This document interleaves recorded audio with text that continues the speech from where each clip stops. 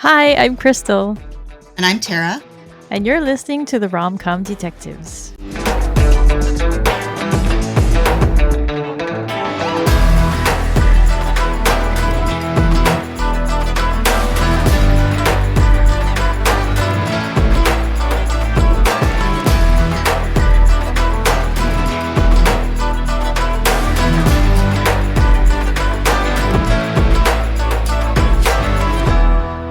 Welcome to Rom-Com Detectives, episode 5, Point Blank, the first episode in our Lucifer unit. Today, Tara and I will be talking about the pilot episode of Lucifer. This episode originally aired on January 2016, which was more than 9 years ago. Kind of crazy, yeah? It is time.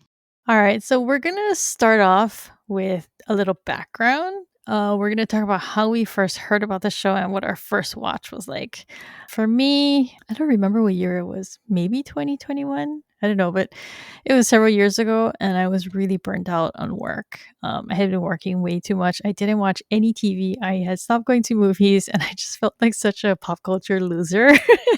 And then my birthday That's how I feel now. and then my birthday rolled around. I was like, okay, I deserve some time off. I'm going to pick a show and I'm going to just watch it. And so I picked Lucifer. I think maybe it was just on my Netflix homepage or something, because I was getting shown that whenever I logged into Netflix. And then, yeah, I picked it. I didn't know what it was about. I just thought it was about the devil. I didn't know it was a police procedural. And I watched all 6 seasons, 93 episodes in 6 days. That's crazy. I mean, it really is crazy. That's a lot. I didn't have that option. I think I first decided I was going to watch Lucifer because I saw it was just before the 3rd season, and I kept seeing like gift sets on Tumblr that made me think, why am I not watching this show? And I'm not going to say what it was because it's very spoilery, but but I was like, okay, I'm going to go and give this show a chance. And I think I had seen like part of an episode earlier and like caught it right in the middle and was like, I don't know what's happening here. So I started from the beginning and was like, where have you been all my life? But it was much like you. So when I started, it was just before the season 3 premiere. And so I had to mainline like 2 full seasons, maybe the best 2 seasons. We don't know. In like 3 days in time for the premiere. And I did not regret it. So yeah, I got hooked really quickly. Yeah, I did too. I mean, the pilot was just so good, right? It's so good. Like, we're going to talk about why it's so good, but it's because pilots are not always good. Sometimes the pilot is like, well, we're just figuring out where we're at. And this one is just, it comes in just swinging with so many awesome. Yeah, because I mean, all pilots have to be decent, right, to draw people in and Yeah. to get their full season. But some of them are just good enough to like keep you watching. But this one, some of them just knock it out of the park, and this was one Yeah. of them. This one is like, of course they signed the show, and it's so we'll get there when we talk about the episode breakdown. But yeah, it was just reached in and kind of grabbed you and just had so many interesting bits of foreshadowing sprinkled throughout. We're going to do a quick case briefing. The victim in this case was Delilah. Cause of death was gunshot. The motive was money, of course. There were a lot of guest stars. There was Bailey Chase, who's from 24 Legacy, Longmire, and Saving Grace. There was Kayla Ebel, who's from The Vampire Diaries.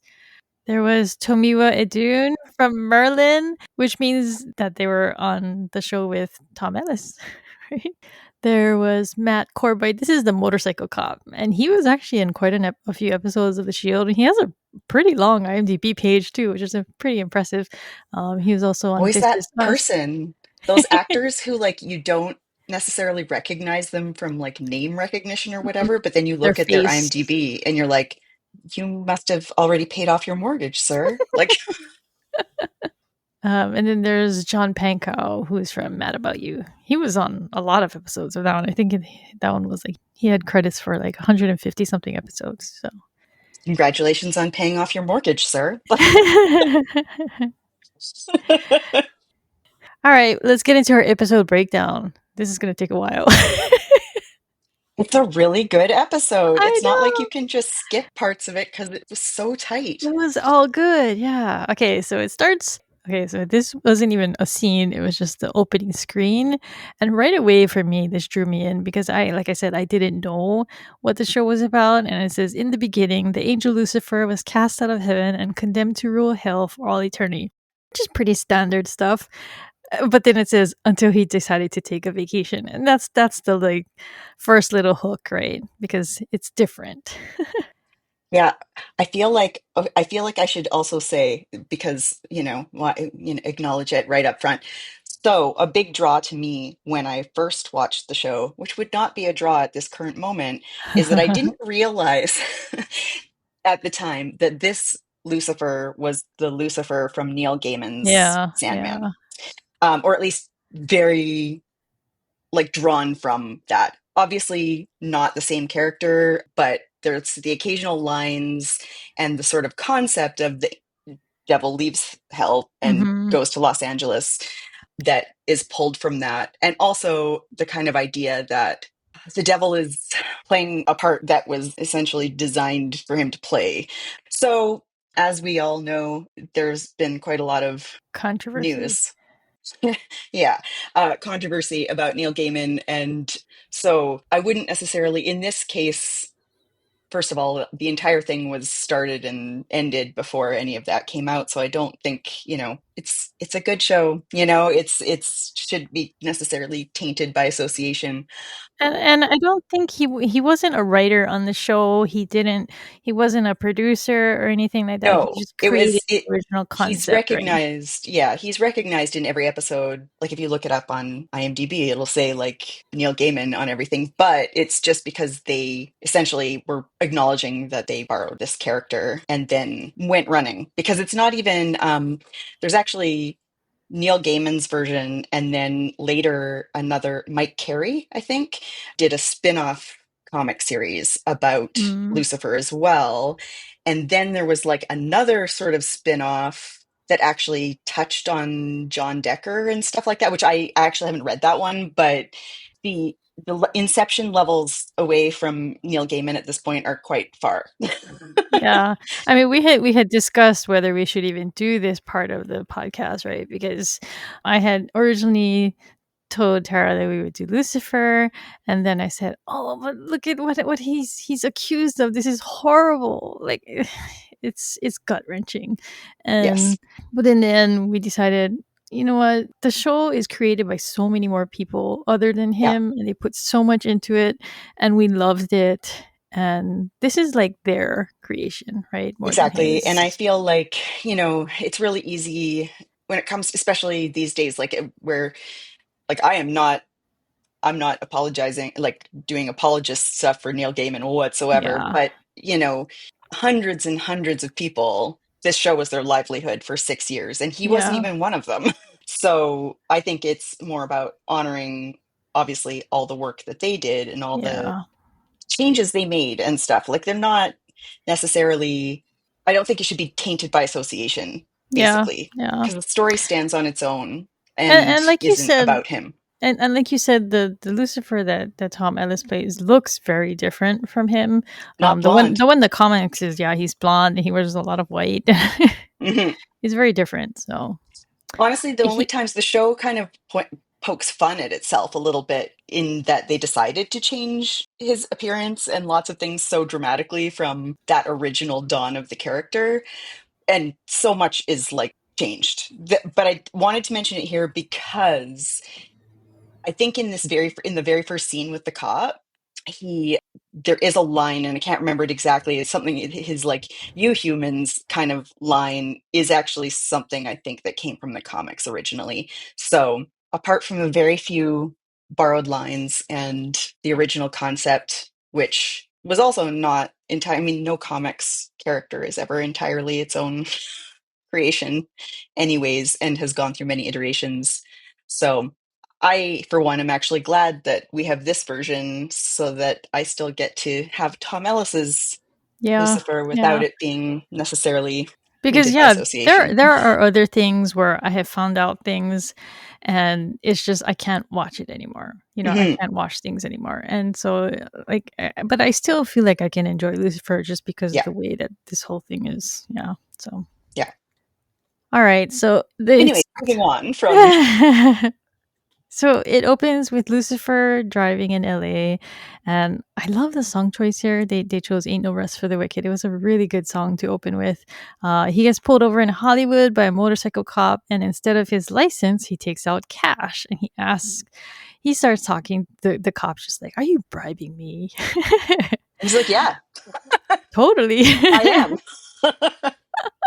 But he like asked the guy, and in the pilot, like this becomes we learn pretty quickly that this is Lucifer's thing.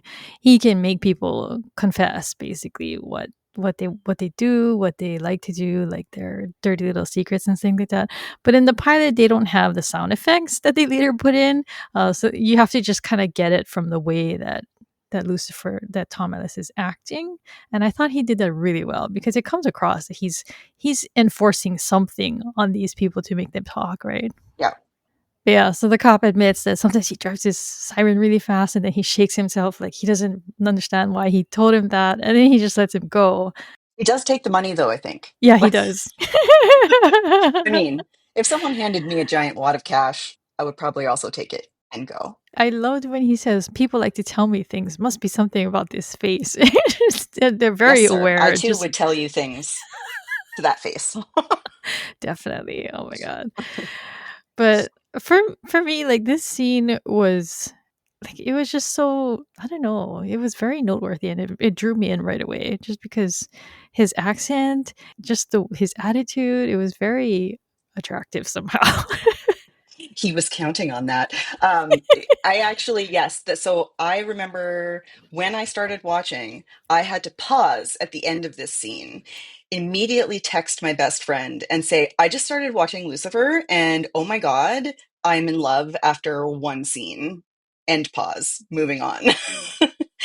So yeah, the first scene just completely it's so good for so many reasons. It's also like such, I mean, storytelling wise, it's a masterclass because we just said, like, what's the motive in this case? It's money. And where do we start in this first image is like how much Lucifer does not give a crap about money. Like, to him, it's just a thing.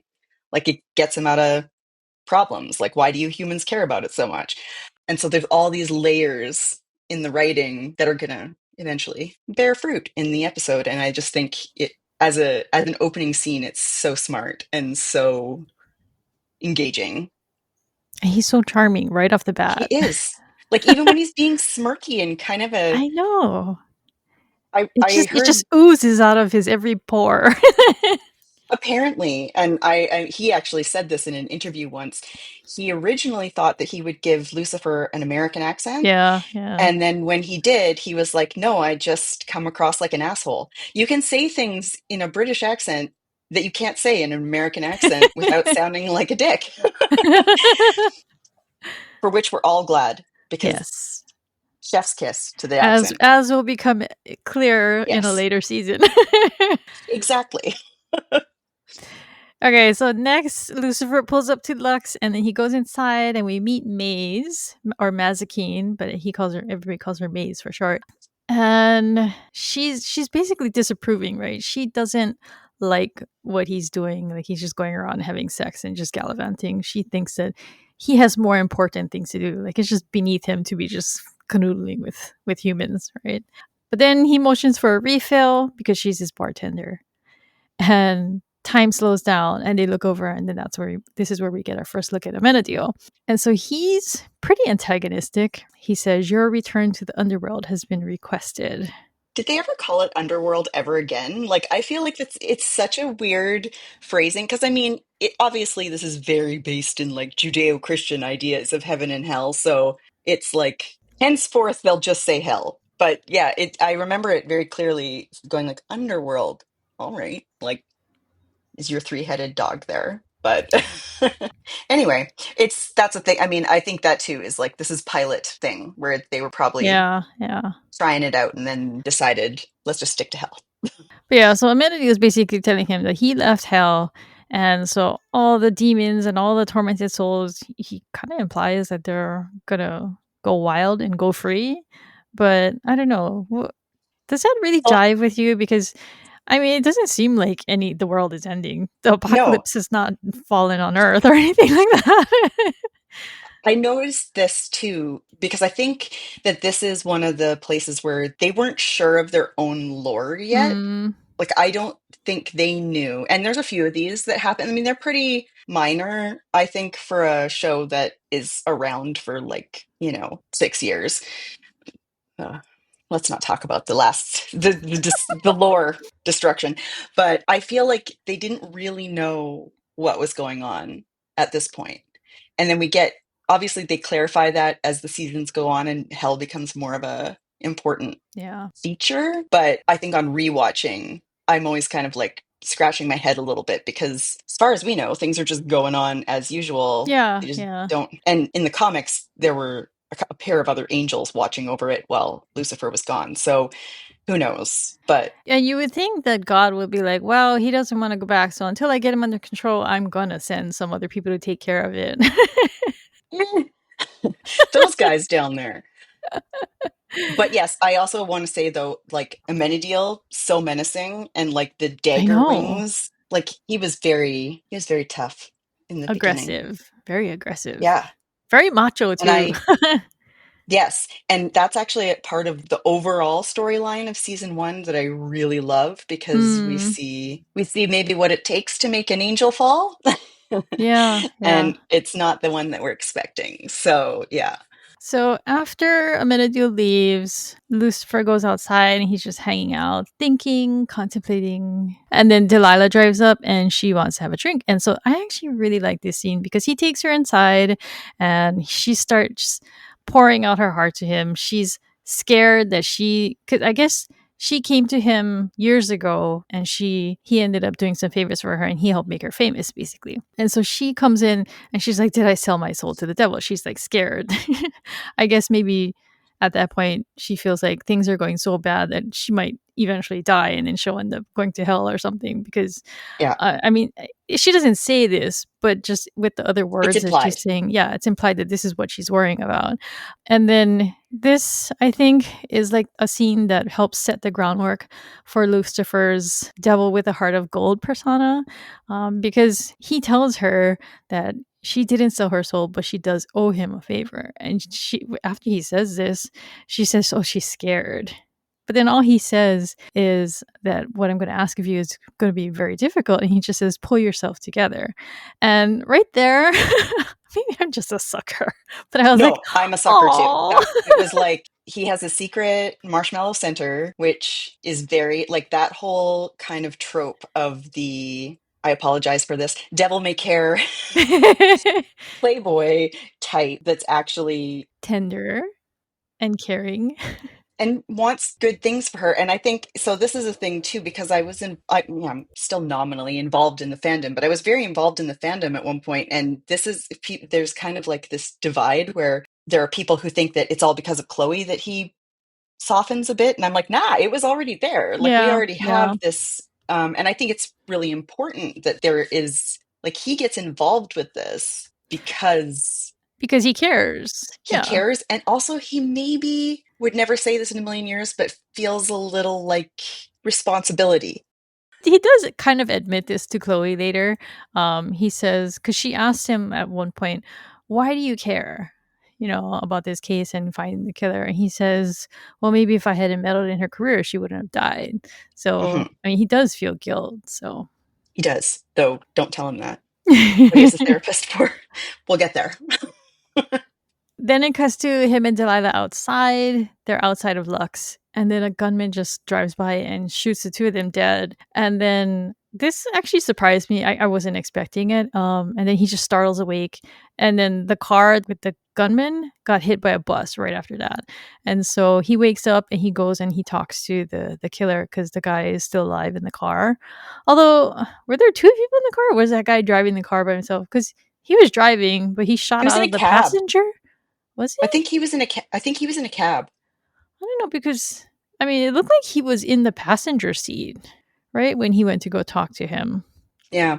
I can't remember. Either like somebody else was driving or like in a taxi, like you said, or yeah. But they only mentioned one guy in the car, so I don't know. I was Yeah. confused by that.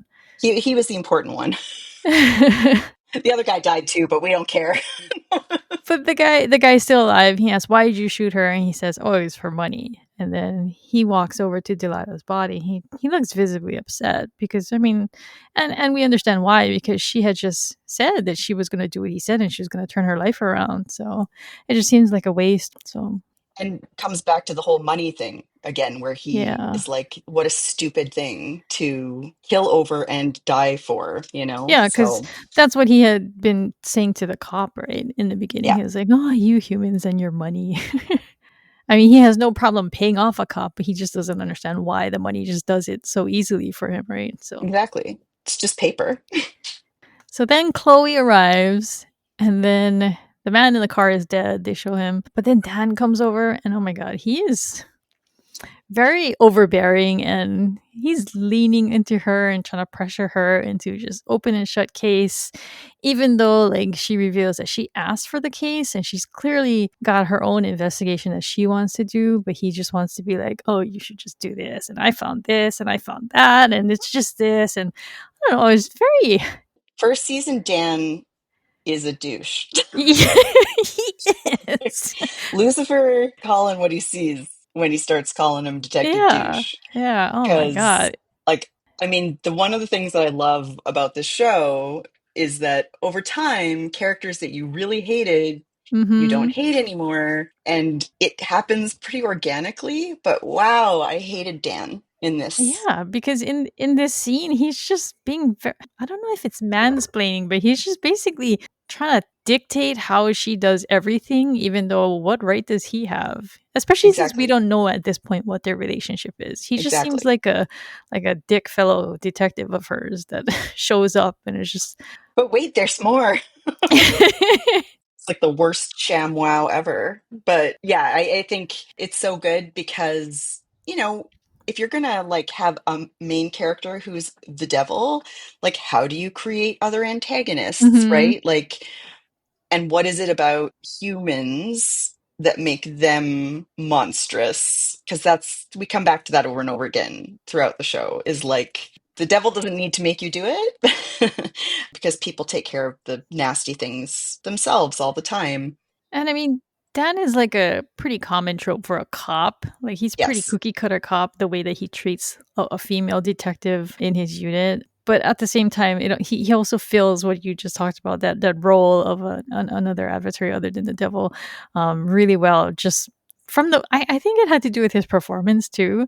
Um, Yeah, he did really well as he really did. And the fact that he at one later you do not hate him anymore yeah, is a real yeah. testament to his skill because yeah, he really sold the asshole cop Yeah, yeah. 100%. So Chloe asks, were there any witnesses? And that's the perfect segue into her going inside to go meet Lucifer because he was a witness. Yeah, I was. So he's playing piano, which is something that becomes a recurring characteristic of his. Motif, as it were. But oh my god, this whole interview scene, she is really aggro, yeah. It's so good because, again, like I'm trying to think about how it felt to watch it for the first time and not like the mumble time. But Their banter was just so sharp and good, right? and it follows, Dan has just given her such a hard time Mm-hmm. about Mm-hmm. everything, and she kind of like projects that tough cop Yeah. on Lucifer, even though it's a little like a jacket that doesn't quite fit, I think. And we'll see that as the episode goes on. Like she's almost trying to do it Dan's way instead of her way. Yeah, I mean, I know what you mean because some of her like stinging lines to him were kind of lame. Like I know people like the line, "What planet are you from, London?" Like, but at the same time, I was just like, "What kind of line is that? Who says that?" I mean, I would probably just start laughing if somebody said, "What planet are you from? Vancouver?" Yeah, I like. It's such a It does silly feel like a line. different planet sometimes. What? Like it's But it's not an insult. it does seem to work though, because like you said, she seems to be overcompensating because Dan has just made her feel really antagonistic and on the defensive, right? So And also had foreshadowed whatever it is that Palmetto Street is, but we know yeah. it is something that she's very uncomfortable with. So, yeah, I think that we're really seeing her kind of trying to project. And then, of course, Lucifer is like, she sends something over and he just swats it away and replies with this smirky charm. And And he's also throwing her off by saying, "Are you sure we haven't met? Have we had sex?" And I mean, if anyone said that to me, I would just be so offended. And she is offended too, right? She just ends the interview right there. and then she goes home and thinks about it. Wait a second. Just kidding. That's the fanfic.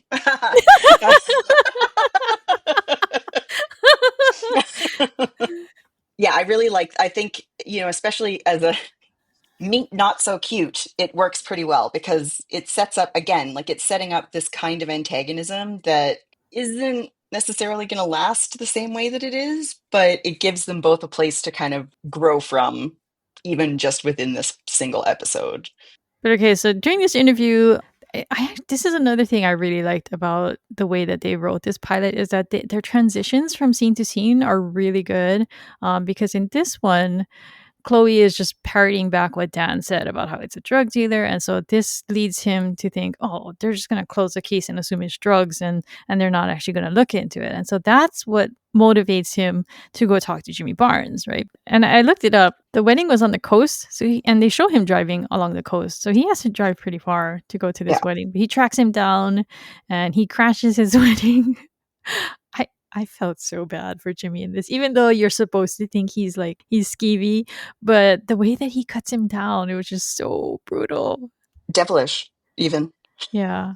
And I do want to note that he crashes the wedding. He basically insults Jimmy and how he looks and says that the bride is too beautiful for him. But like he doesn't introduce himself, I don't think. But the priest seems to know that he's the devil because he crosses Reese is like, I himself. got bad vibe from this guy. Yeah, he's like, I'm out. He just leaves. I'm getting a message from the Lord and I'm gonna hightail it out of here.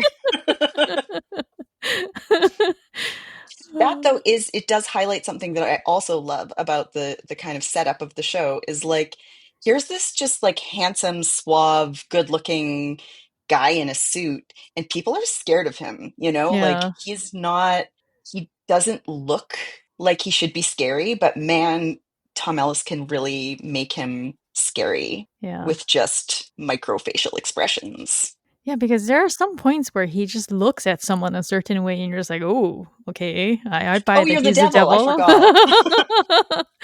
forgot. But yeah, so Jimmy claims that he didn't kill Delilah and he points him to a rapper named Two Vile. And so that's where Lucifer gets his next lead. But then he turns to the bride and gets her to blurt out the truth, which is that she doesn't want to have sex with Jimmy. And this is in front of everybody. And I couldn't help but think, oh my God, the waste in this, because like the wedding was just so beautiful. Like the I venue know. and the flowers and her dress and everything was, oh my God, amazing. It was like a very picturesque wedding. Honestly, Lucifer probably like paid for it later, like sent her he didn't have a problem with her necessarily. It's just like she gets a random check in the mail. It's like, sorry about your big day. Although if Jimmy paid for it, he probably didn't give him anything. No, no. Does not feel good about Jimmy. So Lucifer drives to Tuvile's house because he says that Tuvile was who Delilah had dumped Jimmy for. So he gets his way into the house by telling the butler guy that he has narcotics for him. Is that true? This is, I think, I mean, you mention it later, and so we'll talk about it then too. But this always seemed more like a lie to me than what he says to Chloe at the end, because he doesn't. Oh, I yeah. feel like in order to make it fall in with the character choice, and I wonder whether or not they had decided in the pilot To make this a thing about him. that Yeah, he doesn't maybe. lie. Yeah. But minor quibble.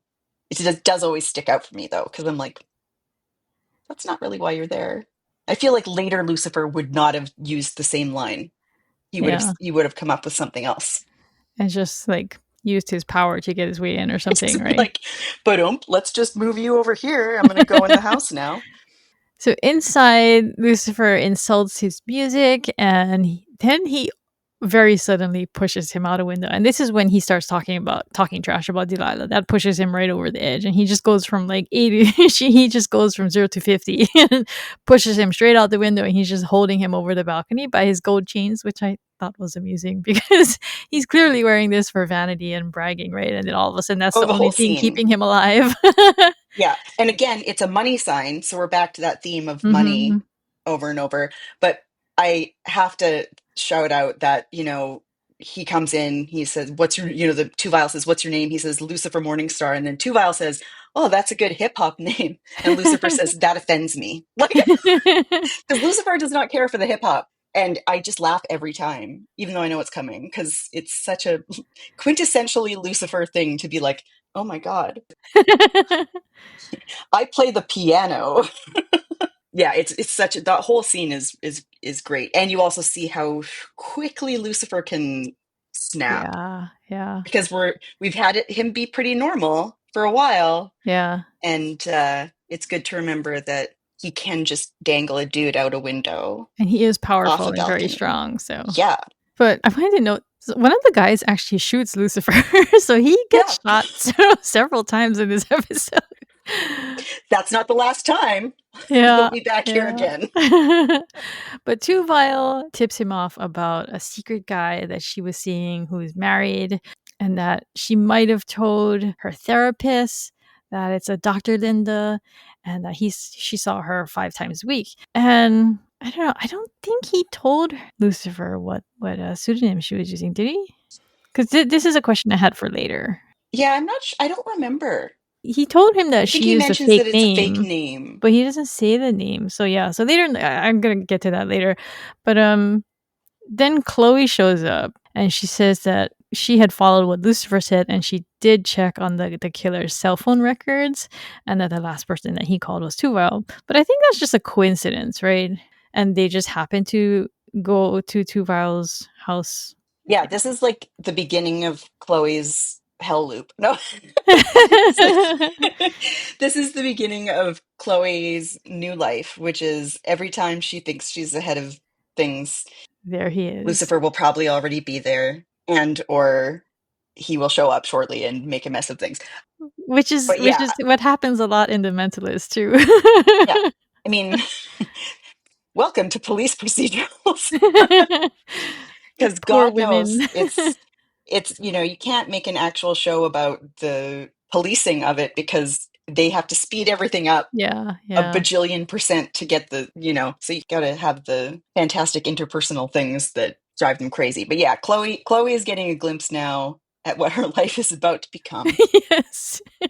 Lucifer dangling dudes out of windows. But while she's questioning him on how he got there, one of Duval's men recognizes her. Oh no. He's like, "Hey, Yep. you were that actress from Hot Tub High School." And this is how Lucifer realizes that he's seen her nude in a movie before. And when I remember when I saw it, I was like, "Oh my god, how does she come back from this?" Because it just seemed like an insurmountable hurdle for her. I felt so bad for her. I love the characters in this show so much. And one of the things I love so much about Chloe is thinking about the course of her decision making Yeah. career wise. Because, I mean, that's the thing about LA, right? Like you go and you think you're going to be a movie star, and then Mhm. instead you get cast as topless girl number 3 in the hot tub. And then you have to come back from that, not just in this scene but like in your life and in your career, and that's you're still going to be like topless girl number 3 to all the cops at the so it starts to make sense why she's a bit of a loner and why she Seems to have a big chip on her shoulder too, so yeah. I mean, if everybody was just thinking that I was topless girl number 3, I probably would also have a giant chip on my shoulder. yeah, yeah. But yeah, Lucifer is delighted, obviously. And Tuvile he's trying to stay out of trouble, so he points at Lucifer and says, "Oh, he just tried to kill me." So that like Chloe's already upset, right? So she arrests or she handcuffs him, but outside he just gets right out of his handcuffs, which becomes another Can't hold the recurring thing. devil.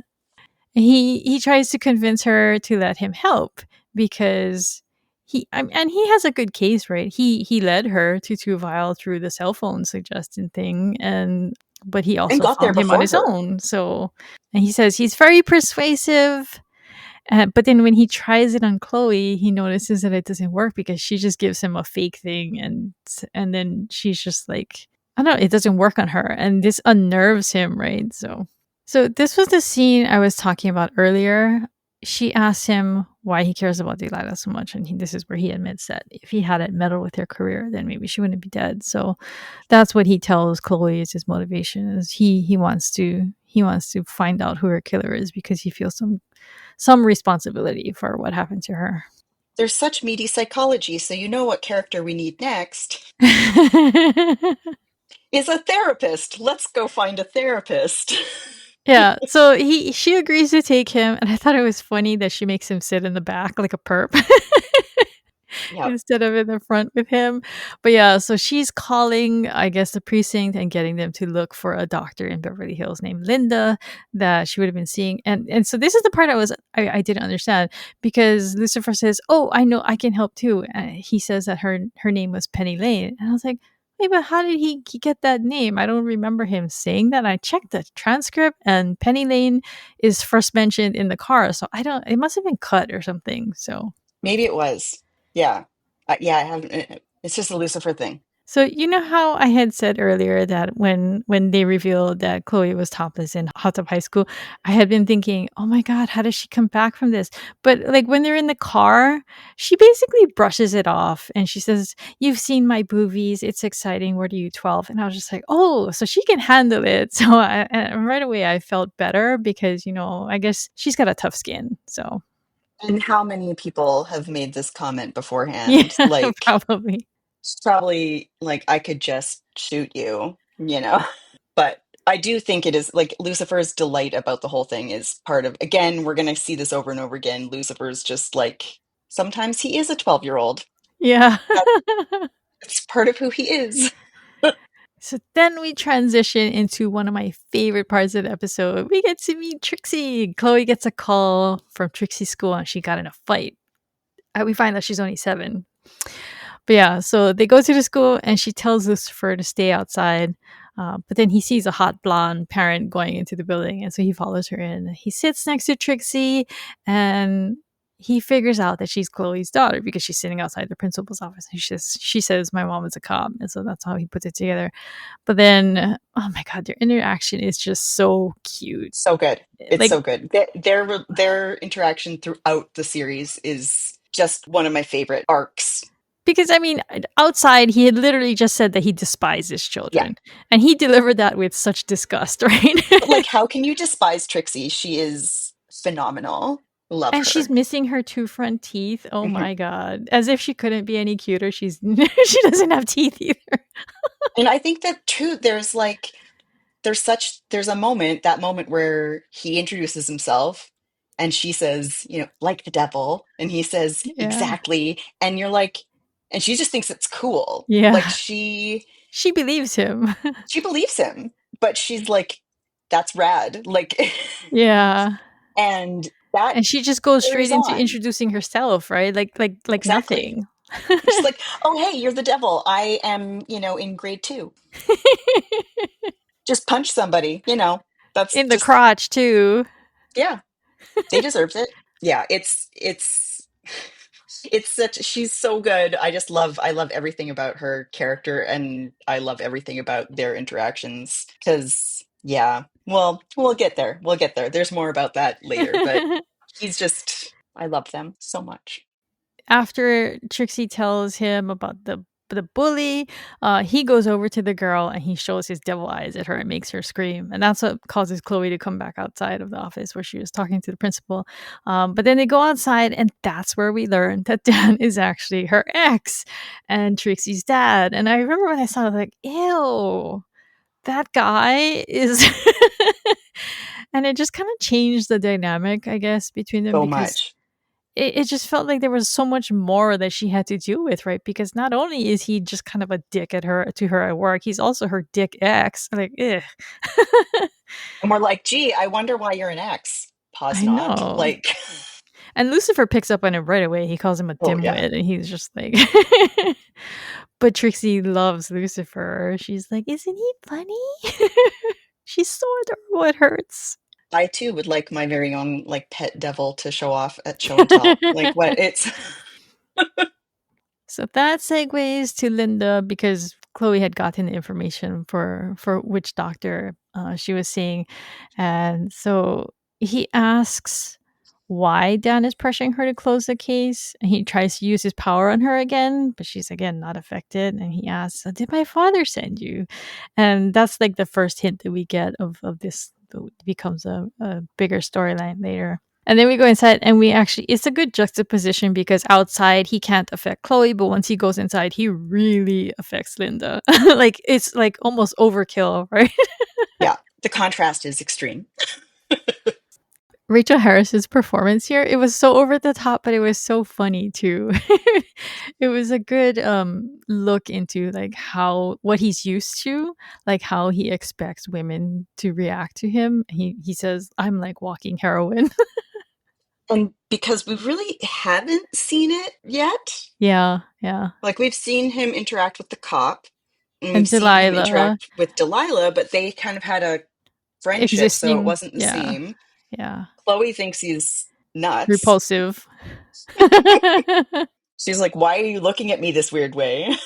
What did she say? That she finds him repulsive on a chemical level? I Yes. love that part. He doesn't love it, but he is, Oh I yeah. mean, it's fascinating. It's Yeah, something because new. that makes her hard to get, right? So Hmm. she's not even playing hard to get, she just is hard to get. So that's what draws him to her, right? Well, so Linda is not supposed to tell them about Delilah's, I don't know, is it because is there a difference between therapy and doctors? Because I know with doctors there's HIPAA No, and she I've totally seen. breaks HIPAA, man. Yeah. No, I was just wondering, is there a different standard between medical doctors and therapists? Because yeah. No, you're really not supposed to tell anyone the things that you learn in a therapist's office. And she tries to resist it. Yeah. No, but what I was trying to say was like I've seen on other cop shows where the police will go talk to a medical doctor and they'll be Mhm. like, "Oh, sorry, patient doctor confidentiality," and then they'll say, "Oh, but this person died, so you can tell us." I'm wondering if that's not the case here. Like, where do they have more ethical constraints on top of like HIPAA? That's a good question. I feel like they're definitely not supposed to tell things, Yeah. but maybe if it's to help with a case or something like that. But yeah, she really doesn't. She knows she's not supposed to tell, and she tries hard to resist it. And it's especially bad here because Delilah's famous, and Yeah. the person she's seeing is super famous too. Because as soon as Mhm. she drops his name, Gray Cooper, the two of them, Lucifer and Chloe, both recognize him immediately, and they're just like, "What?" Yeah, it's like you just accused like Tom Cruise or something. Like Yeah, that's the yeah, sense that we're supposed to immediately yeah. get the name recognition and But then, oh my god, this next part. I thought it was so hilarious that Chloe literally asked Lucifer, "Did you roofie her before we came in here?" Because it's a valid question because the way Linda's acting is just so freakish. I can only imagine like poor Chloe. What the Poor things that Chloe is must be just going through her head, right? like, what is happening here? This is insane. And I mean, we're supposed to think like Linda is this top notch. Therapist for the stars, right? But yeah, and Poor then Chloe. he goes and asks her something even more. Oh my god. He says, "Could you wait outside while I have sex with her?" Boys and girls, this is not how you're supposed to pay your therapist. I'm just gonna put that out there. Just like Lucifer did. There you go. Oh my god. But I that's part of the appeal of this pilot is just he's so out there and he is just jaw-droppingly inappropriate, but yet it's funny, and he makes it And like, I funny. mean, this part's maybe not charming, but it's still, at no point do you wash your hands of them or anything. You're like, Yeah, yeah. Somehow he makes it seem like a positive aspect of him. I don't know I mean, how. to be fair, maybe you wouldn't say no. And like you said, like they make it sound like he's supposed to be like a Tom Cruise kind of star because they have the next thing that they have to do is they walk on set and he just walks straight into an action scene. Like he doesn't care. And he interrupts it and then they end up talking to the guy and he makes him admit that he one day he wants to be the president of the United States. And so that makes Chloe realize, oh, he might have a motive because maybe he wants to hide that he was having an affair because the guy's married. His wife shows up right there. And Chloe notices his fancy watch. He claims it's a prop. And then the wife is like, no, Delilah gave you that. So right there, they catch him in a lie. And then Lucifer gets him to admit again that he was sleeping with Delilah. And then Amanda says, I don't care. I'm sleeping with your bodyguard. And they start a fight right there. That was like a whole... There's so much going on in this pilot again. There's so much. I forgot until I was rereading it and rewatching part of the thing that all of these actions are happening in the same episode. It's just packed in so tightly. It's really well done. Yeah, so we've got we go back to Lux, where they're having a memorial for Delilah, and Chloe and Lucifer drinking, discussing the case. This will become a theme. He asks her, and this is another kind of soft moment between them, I think. He asks her sincerely what she wants, where there's no, because now he's learned that his power isn't really working on her. So she admits that she did tell him the truth, which is that she wants to help people. And talk a little bit about her history. And she tells Lucifer that Palmetto Street, which we'd earlier had the foreshadowing with Dan, that a cop got shot. She tried to stick her neck out to get things, get them to look at the case more closely. It backfired. No one wants to work with her. And as they're sitting there talking, there's a TV behind them, and it's talking about how Delilah's sales of her album have skyrocketed since her death. And this is basically where they solve the case, right? So Yes, because Jimmy was her producer, and who's making the money now that she's dead? It's Jimmy. And so they go to Jimmy's studio, interrupt a session. Chloe kind of darts the whole, we know what you did last yeah, summer. and she ties it with the watch, right? Exactly. Because Gray had a watch, and they found out that that was a gift from Delilah, and that same watch had been on the killer's wrist. So they Yes, think that he paid the killer with the watch. exactly. Jimmy paid the killer with the watch. Yeah, yeah. Because I think that's the other thing that we find out at some point is that Jimmy is not doing well financially. Yeah, yeah. He's basically been he's been faking it, and now he's hoping that these sales after Delilah's death are gonna... He probably went broke paying for that wedding. He probably did. It was a great wedding. The wedding that never happened. Oh my goodness. Oh, just... But also his motive was he was just humiliated by Delilah, right? Yeah. Because she had left him at the altar. I think they mentioned that earlier on in the conversation between Lucifer and Delilah, and so he felt like he made her, and then she ditched him, and then I guess maybe his career fell apart after that, and maybe that he blamed it Yeah. all on her. So it was like a two-pronged kind of motive. He wanted money, and he also wanted to get back at her for what she did. So, Yeah. and to be fair, it is not very nice to leave someone at the altar. Please try to make this decision before that day. But then again, there are better ways to go about it. there are. And I think, one of the, when you kind of start pulling at the pieces, that is a thing that's kind of interesting, is she felt like she had to marry him because he'd helped build her career. And if it all comes back to like Lucifer and his ability to like pull out people's desires and like what we want and what we need, and how those things are maybe not the same thing. Like Lucifer would have supported the fact that Delilah left the guy at the altar precisely because it wasn't what she actually wanted. And it's bad in general. You should not marry your producer. No. Not even if he wants you to. All right, so now that he's found out, he pulls a gun on one of his recording artists that he was with, and he's about to shoot Lucifer. And it's interesting here that Chloe has just met Lucifer that day, or maybe the day before. I don't remember. I think it was that day because I think they go to go see him that night, right? But yeah, she's just met him that day. They've been very antagonistic, but she doesn't hesitate to shoot Jimmy when it looks like when she thinks that he's going to shoot Lucifer because Lucifer's standing between them and she drew her gun and but he gets really upset when she shoots him. They start arguing because he wanted him to pay for what he did. So, but while they're distracted, that's when Jimmy shoots Chloe.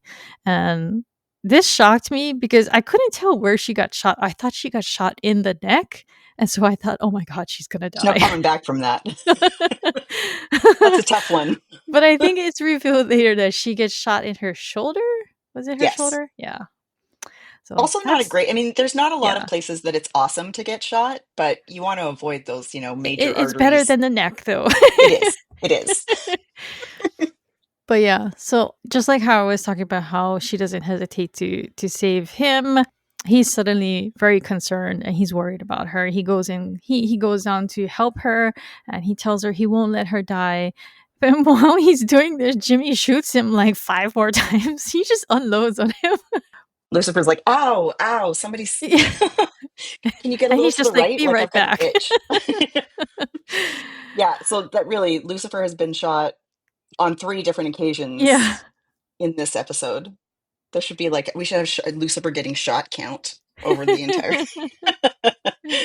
But yeah, so what happens next is pretty important for the show because and this comes back several times, and I think it comes back in the final season too. So, but basically, he picks Jimmy up and he smashes him against a mirror, and then he is looking at him. He turns him so that he's looking in the glass, and then Jimmy sees Lucifer's devil face. That's the first time we get to see his devil face too. Is when he's looking at him, but he screams, and then that's basically it until Chloe wakes up in the hospital.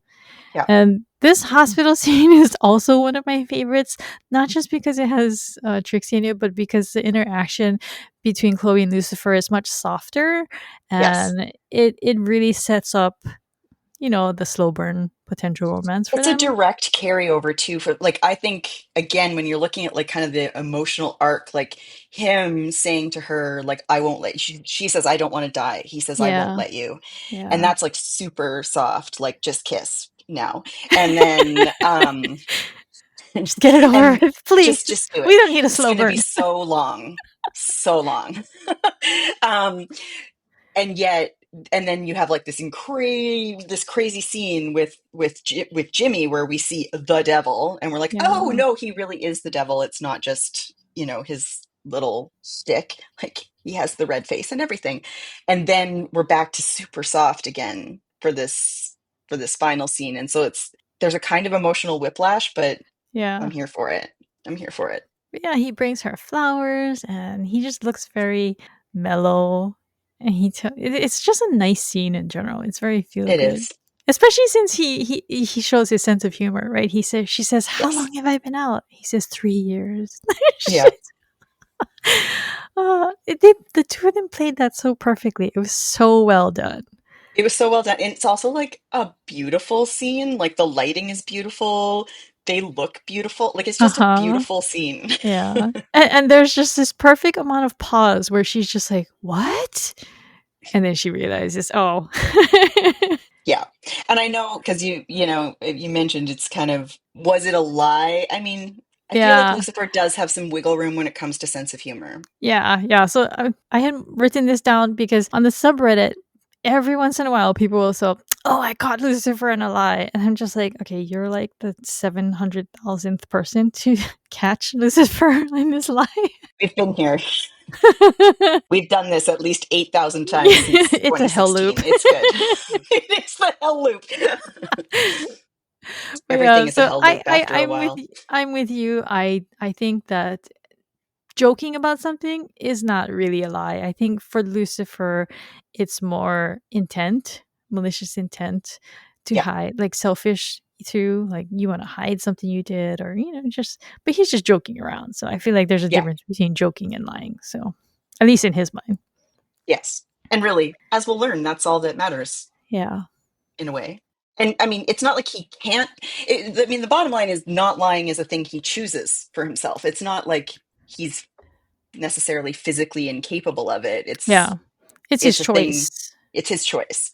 And so, in the effort to make her laugh after the last time he saw her, she was pretty distraught with the whole thinking she was about to die. Yeah. Like, he plays that as a joke precisely to make her laugh Yeah. because Yeah. she didn't die. And it it hasn't been 3 years, and it does make her laugh. So Yeah. it's a win-win-win. And then Trixie runs in. And once again, she is so adorable. I love Trixie so much. Because she runs in and she hugs him, and he's just like Yeah, so taken aback. He's so uncomfortable with this amount of affection from her, and he doesn't.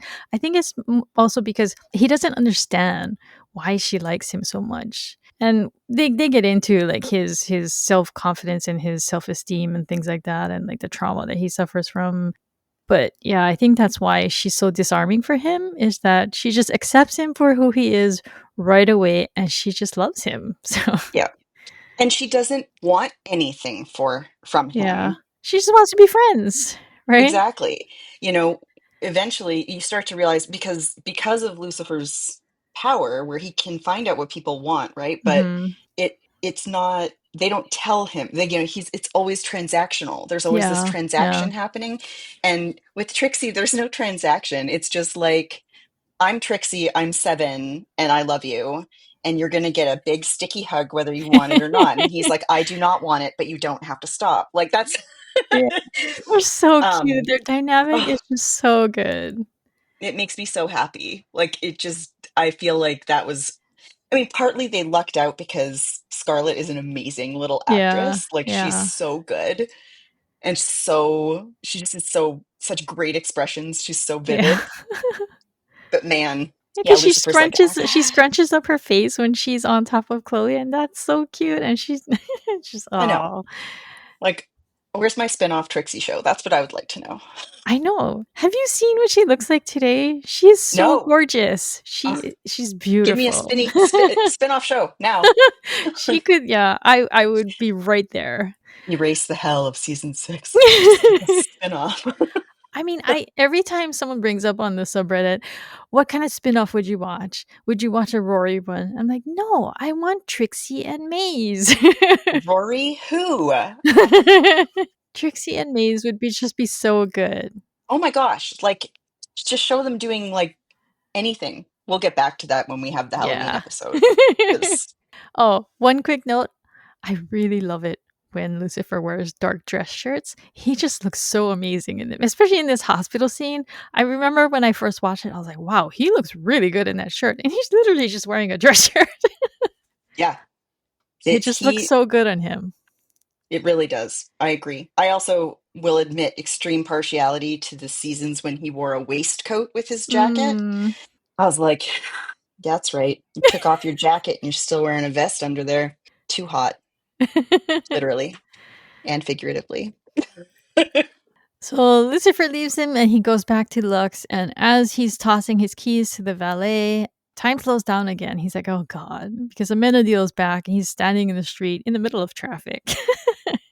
Because When you're that's an her. angel with dagger wings, it doesn't matter. You Yeah. can just, But yeah, so he goes back and Amenadiel is basically telling him that he's worried because he notices that Lucifer is being restrained, right? He's not the devil that everybody's used to. And so I don't know, this kind of felt like they were saying that they needed the devil to be what he's supposed to be in like common knowledge. Like he's supposed to be the worst of them. And so he doesn't like that he's showing the good parts of him.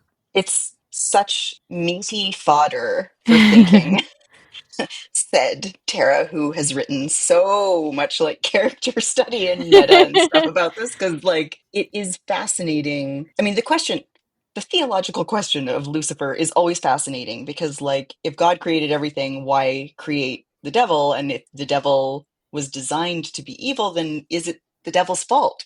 Like, Mhm. where does it balance out? And I think that the show does try, I mean, it doesn't always do it perfectly, but it does raise some of these questions of like, are you just destined to be the bad guy because That's the someone role you says were you are? given. You know, and having it contrast with Amenadiel, who thinks he's like best angel ever. He's God's gift to everyone. Yeah, God's gift to angels and humans, and you're like, really?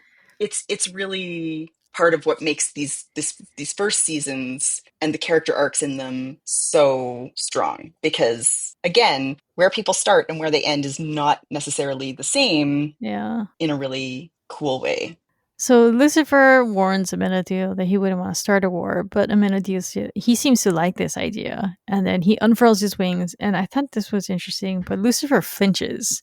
So they show that he is fearful of Amenadiel at some capacity. So, I mean, he does have dagger wings, like presumably and he can dagger stop wings could time. That's exactly he's pretty as OP. powers go.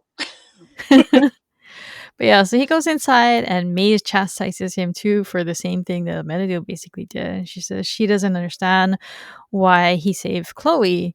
And he just says that there's something about her that's different and that he kind of wants to figure that out, right? And so and it's worth noting that he's invulnerable when Jimmy shoots him and Chloe's there because that becomes a thing later. But I Yeah. think at this point, there's a certain point where I think something happens that changes what it is. So I don't think this is a pilot inconsistency. I No, think I this have is just the written early part of it. Yeah. we'll talk about that in episode 4 because I wrote a very long essay on this subject. But yeah, Maze is basically just worried that humans are rubbing off on him, and she tells him, "Stop Not in a caring." sexy way, which they are also doing. But this leads Lucifer to think maybe something is bothering me, and so he goes back to Dr. Linda, and the music from the song from the beginning starts up again, and so that kind of it gives you a good audio clue that things are coming to an end and it's coming full circle. But Because, because Lucifer makes a deal. He basically says we'll have sex for therapy, and then the red light goes on, and that's it. Whew. I mean, what an episode! What a pilot! what a pilot. There's so much happening. And the best part is that, gosh, when you go back to watch it a second time after, there's so much layered into the episode that honestly doesn't get its payoff until the end of the Yeah, season. yeah. And yet it's A- handled so well. And like on a line level, it's just so well done because the humor is so on point and like the lines are snappy and they all work. And yet structurally, it's also really sound too. Yeah, So yeah, amazing job. no wasted moments. Pacing is so tight. Soundtrack always awesome. Yeah. Yeah, we're gonna talk about the music, I think, through each episode because yeah, the music choice is really good throughout the show. Man, so many new bands became Yeah. like heavily in my rotation Me because of this too. show. Me too. I got introduced to so many bands I had never heard of before. I mean, the only other show I think where I was this like musically connected was like the many years that I watched Grey's Anatomy. Uh Also had music choices where I was like, "Who's singing this? I'm going to yeah. listen to everything they've ever done." And Lucifer was like that too. It's just such a good soundtrack. Also, there are very many songs about the devil out there. Who knew? Yeah, I know. Okay, Lucifer things that got established. Lucifer's ring, he's wearing it in the very first scene when they show him speeding in through Hollywood. And then when he takes off his fallen one license plate on his car. Um, Lucifer loves the- a pun, man. Lucifer loves a dad joke as long as it's yeah. not about his dad The joke. Lux interior, that stays the same. And then there's his coin. So those are the things that I think they established pretty firmly. And then pilot differences. The outside of Lux is different than when it becomes later. And Amenadiel's dagger wings, because he just has regular wings later, I think. I don't think they have daggers. I don't know. I think actually they do call back. I think it's not like I think he may have some control over it, but I feel like many seasons later when he's fighting with another angel, Mm-hmm. he also has sharp wings again. Mm. Okay. We'll have to But anyways, I because think the sense is that, it has been a very long time since I've done a rewatch, so this will be a good yeah, refresher for me as we go. I think we're just supposed to know that they're dangerous, like they're beautiful and dangerous. And I think that goes for Yeah. Yeah. all of them. We talked about Pilot Amenadio. He's much more adversarial, and he's basically a villain. They set him up as a villain, and he is in the first season, right? Like So Dan. yeah, but he So in general hold that thought. he just seemed more powerful and intimidating in this episode than he is later. Yeah. One more difference: Lucifer's chest hair. He's pretty smooth chested later, but you can see it when he's in the He pilot. does keep the chest hair though for a while, I think. Like in the first seasons, Okay, he has chest hair. It's like we're gonna have to track this. when it shifted to Netflix, they just No, no, no, no. I think when Chloe goes to see him and he's naked, he doesn't have any chest hair in that scene. And it wasn't that in season 2 it's or season 1? oh, It was an it's early episode 4. season. It's episode 4. Wow. Okay, so yeah, so it's in the first season. Yeah. It comes and goes. Sometimes he has chest hair and sometimes he doesn't. We will track this. We will. We will create a graph, a pie chart, as it were, today on Pi Day. The amount of time Lucifer has chest hair versus not. Yes, and we will use the hashtag Lucifer's chest hair. Oh. Okay, some trivia and filming locations. Because I like to look at the filming locations because every time I go to LA, I would tell my cousin, "Oh, I want to go to this Lucifer location."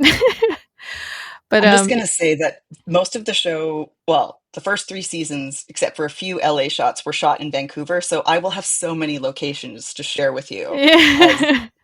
the first few seasons go through. I'll be like, yeah, I used to buy pastries there. That's the But yeah, I think the pilot was filmed in LA though. it was. So the outside of Lux is actually the outside of El Capitan Theater, pretty famous theater.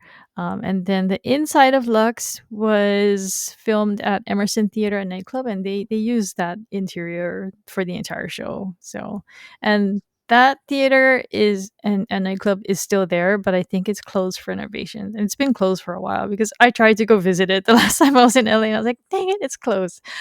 Not that I'm the nightclub kind of person. I just wanted to go look at the inside. Is Lucifer here? Could he play the piano for me, please? Jimmy Barnes's beautiful failed wedding was filmed at Wayfarer's Chapel in Rancho Palos Verdes. And this is to the south of LA and Torrance. So. Crystal's already just planning her like vow renewal so that she can It was such a pretty place. Oh my goodness. it was so beautiful. And then Lucifer made it so bad. So There is a deleted scene that I saw on YouTube. There's a short deleted scene between Amenadio and Maze at Lux. I guess that's why what they say to Lucifer is so similar is because he goes and he talks to her, and it kind of seems like he's trying to convince her and get her on his side. But and yeah, they so do they want the don't. same thing, even though it's for completely different reasons. You know, they both want Lucifer to go back to hell, but she's like, because I like it there, and Amenadiel is like, because that's where you belong. And then I had learned this before, but it's really in case for any new fans listening, because I think we're going to have some crossover between people listening for Mentalist and then maybe they'll try Lucifer Exactly. because we have alternating episodes. But the pilot of Lucifer originally had someone else playing Dan. And so all of the scenes where Dan is in or Dan with Chloe, they kept some of those where it's just Chloe and they just I guess swapped out the dialogue and stuff. But it was another actor, an actor named Nicholas Gonzalez.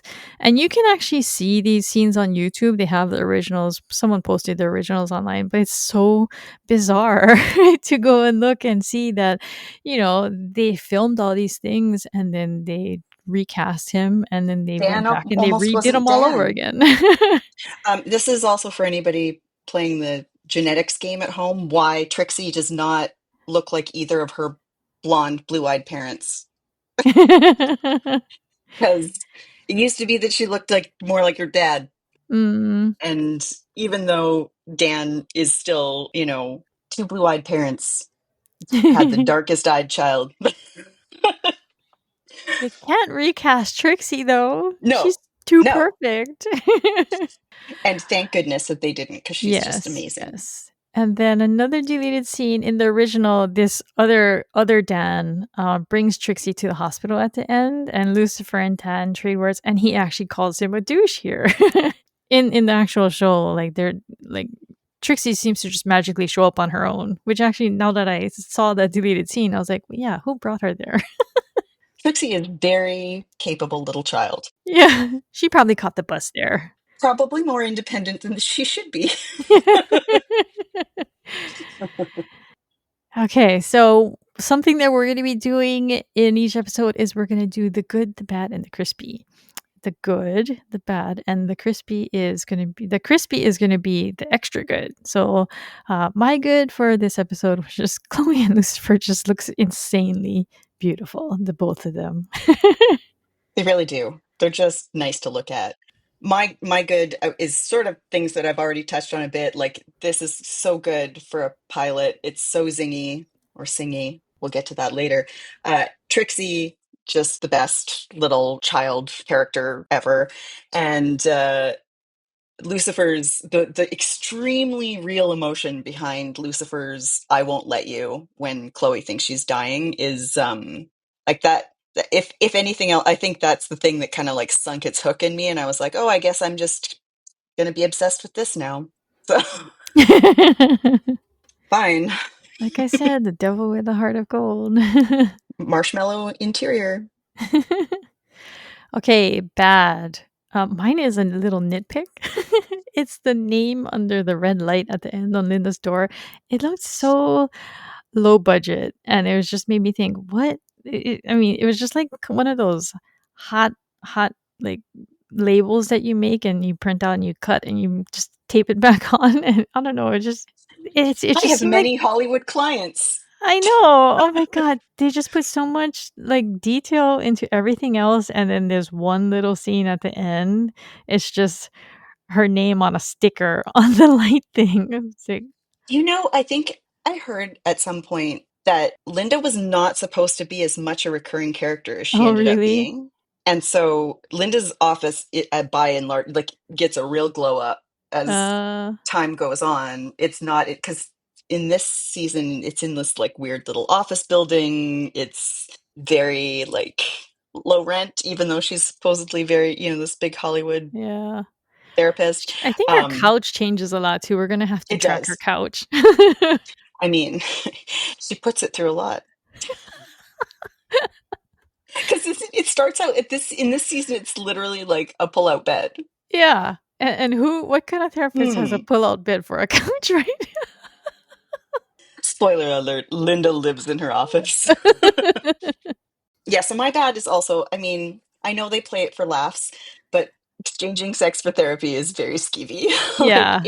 and I'm Ew. glad that like it is what it is for a little bit, and then that gets resolved. And I think that they do it well. Because, yeah, again, it's like a bit of an ethical nightmare. Crispy, the writing, and then I'm gonna throw in Trixie too because I just love her so much. Yeah, and I've already Trixie gets talked to a be lot all the about it, so things. yeah.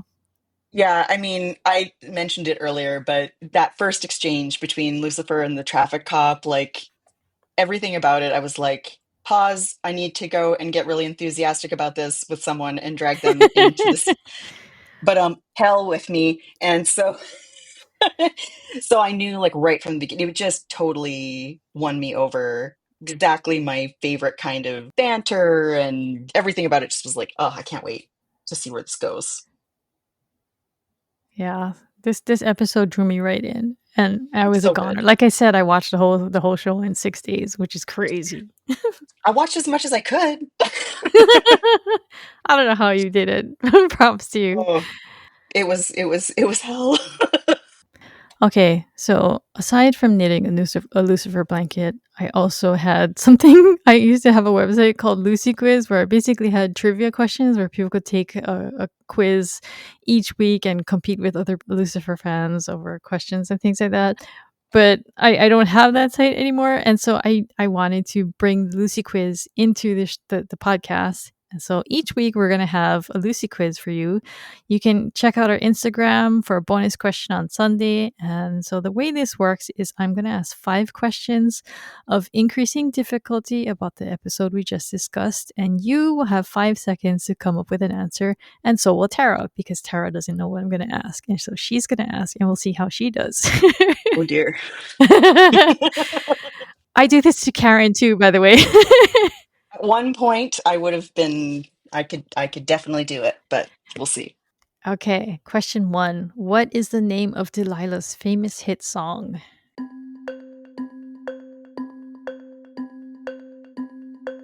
Is it the one that you mentioned earlier in the agenda that we have? Because Yeah, I it's can the cheat. it's the title. It's the title of our episode. It's Point Blank. Yeah. Sorry, guys. I had to cheat on that one. I had a cheat code.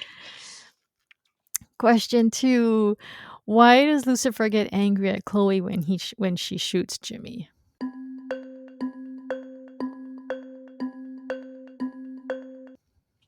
Like, what did he want to happen? Oh, he wanted Jimmy to suffer. Yeah, yeah. Question 3. What was the name of the movie Gray Cooper and Delilah were in? Oh, I don't remember.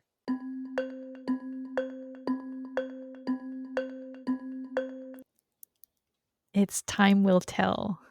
Oh, The Watch. Yeah. Time Will Tell. That's right. Question 4. What does Lucifer say Chloe and Trixie's family reunion is giving him?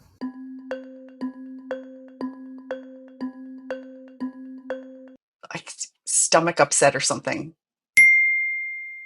He says terrible IBS. So you're Yes. close. I was like, I know that it involves the gastrointestinal tract somehow. See, so you got to rewatch the episode if you want to be I really know. good on this. I know. I will next time. Okay, last question. What kind of social media account did Trixie's bully create to make fun of her?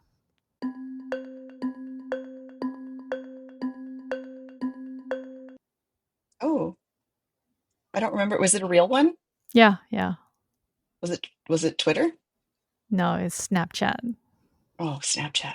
which doesn't exist anymore, I think, right? I never did the Snapchat thing, Yeah, me honestly. neither.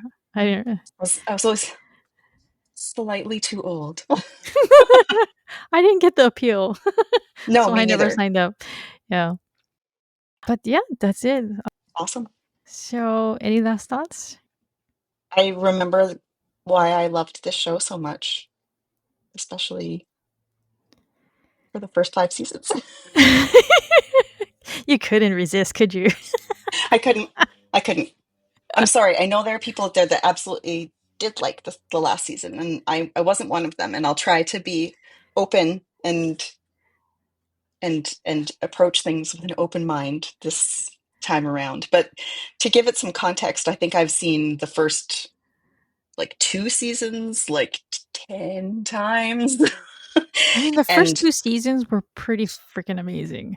they're so good. There's so many good things coming up. And then the 3rd season was too long and had Yeah, yeah. problems, but also good moments. I Yeah, loved the because 4th there's season.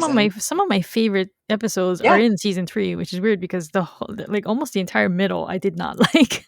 it's just too much. Like it Yeah, was yeah. It's all over the place. so much filler, so much filler, so many things that don't make sense. Season 4, phenomenal. Like absolutely loved season 4. 5 had its again good moments. Mhm. What 6? I don't know. Okay. Well, let's end before Tara starts railing into Yeah, 6 a little too much. I got to stop the spiral. I got to go see Linda. Pay her with cash though. I will. If you're enjoying Rom-Com Detectives, be sure to leave us a rating or review on Apple Podcasts or Spotify. For our Spotify listeners, leave us a comment for our question of the week and tell us what your favorite line is from the pilot, because as we have mentioned, there are so many. So Good many good luck. ones. Tell us the one line you didn't like that much. Yeah, that's easier.